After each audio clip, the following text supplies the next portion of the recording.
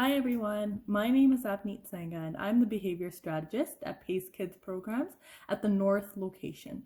Today I just wanted to create a quick video talking about some ways we can create more of a routine at home, as I know that all of our daily lives have been disrupted and we're doing a lot of work and programming at home. Just some simple strategies and things that you could try to implement easily in your home to create a more structured environment so that you're seeing more follow through and participation from your children.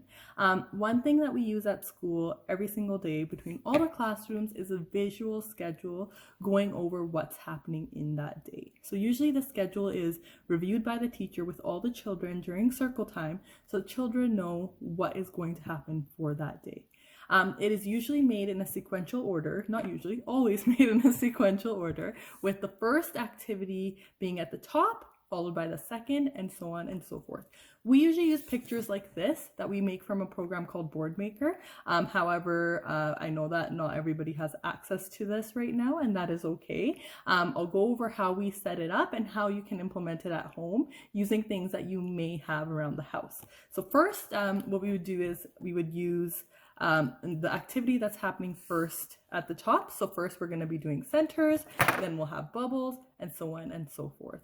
At school, our day usually looks at like circle time at the beginning of the day, followed by centers for an hour, then snack, followed by either gym, music, or free choice, and then a goodbye circle. One thing to keep in mind for this is I know we do have programming for 3 hours every single day. However, our days are usually broken up into different sections. So we may have centers for 1 hour, but we really modify that based on what the child is experiencing for that day.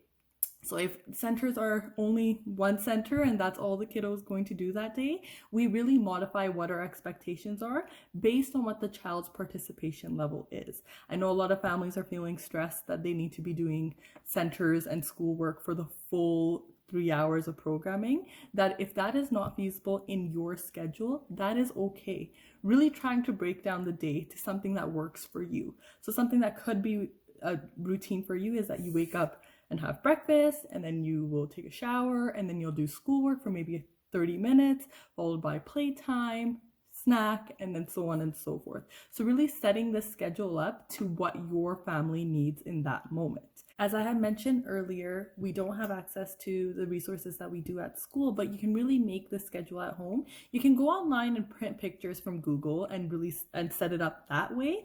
Or if you don't have access to a printer, which I actually don't have one right now either, is that you can just draw a makeshift picture and make a schedule like so. They don't have to be the best drawings. I know we all aren't great artists, but just something to have the picture there and also set that expectation so the child knows what to expect for that day.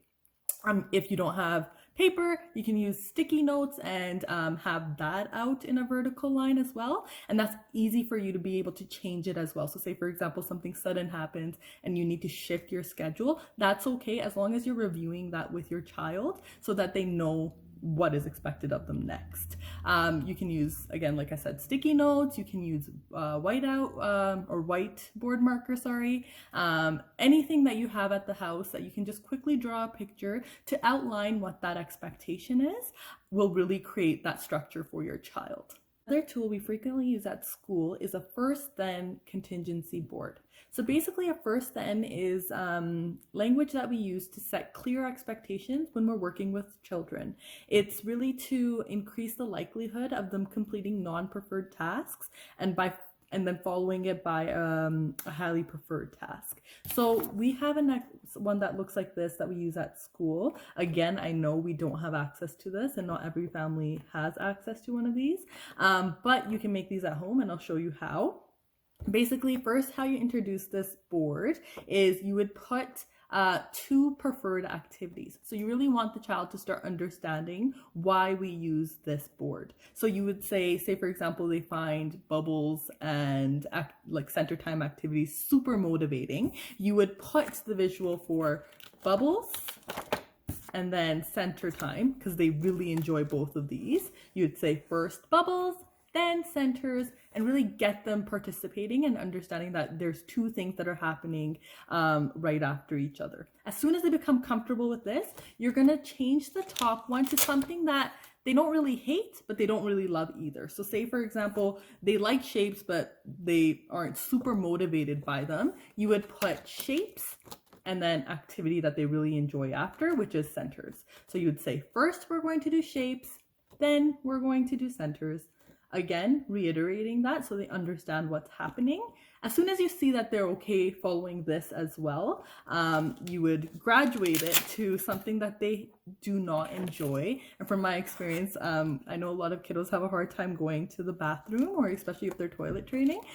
So you could say, first, we're going to the bathroom, then we're going to do centers. But again, you would put a non-preferred at the top followed by something that they really, really enjoy right after. So you would break this up and make them follow through with that expectation.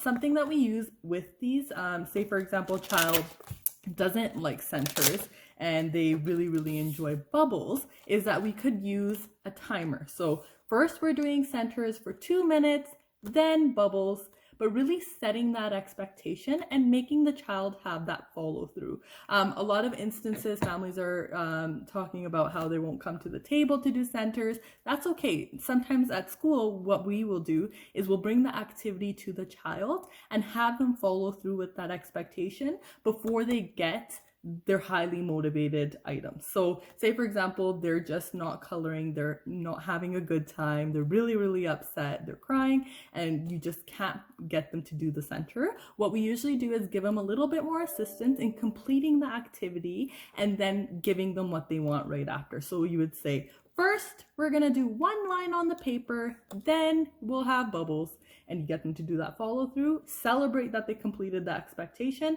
and move on to what they really do enjoy. So if you don't have access to the first then board like this, you can create one at home again. Again, get out your pen and paper, channel your inner artist, and draw something simple. So I have stick people that I've drawn. So first, lunch, then play. Something simple that you can quickly draw up, but just to outline those expectations for your child and making sure that the follow through is there. There are a few things that we use at school to create more structure, more follow through throughout the day and increase that participation level. One of the biggest things is really modifying your expectations based on your child's needs for that day. That's something that we always do at school because our focus is child-led. We really want the child to lead, but also set those expectations so that they're understanding that they have to follow through as well.